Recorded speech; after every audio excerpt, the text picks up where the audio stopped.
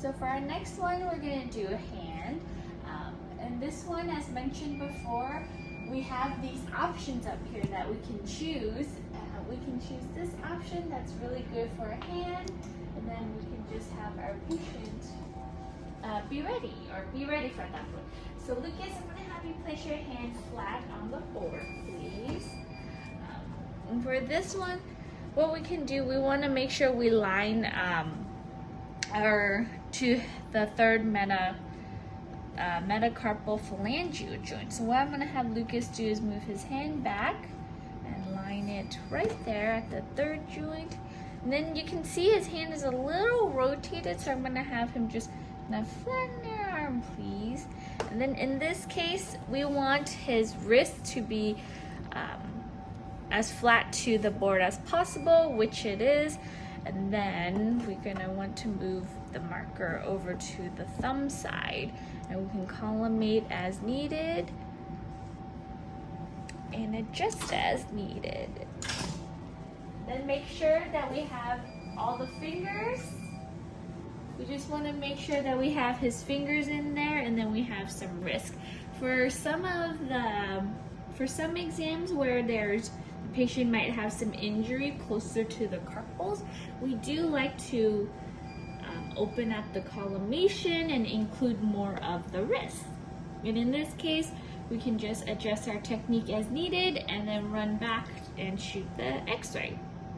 And then for our next one, we're gonna do an oblique view. So I'm gonna have Lucas, from this point, I like to show my patients what I want, and so I'll mimic them.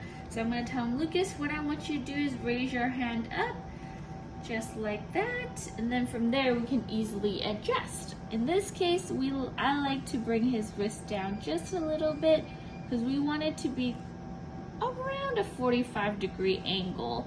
And then from here, I also like to tell my patients to keep their fingers elevated up above, and then we can collimate as needed, a little tighter, and like same thing, make sure all the fingers are in the light field and the marker is on the right side and the correct marker is used. And then for our lateral view, what I like to do is I like to tell my patients to first make an OK sign and then place it right on top. And then from there, I'll have him turn his arm, and then I'll have him flare out his fingers so that none of them are superimposed over one another. For some patients that might have shakier fingers, we can always use a sponge, but Lucas is young and we know that he can hold still.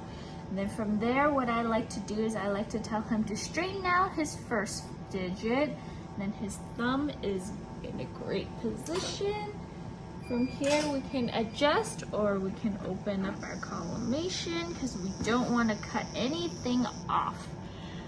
And then from there, we just want to make sure that our marker and our fingers are there.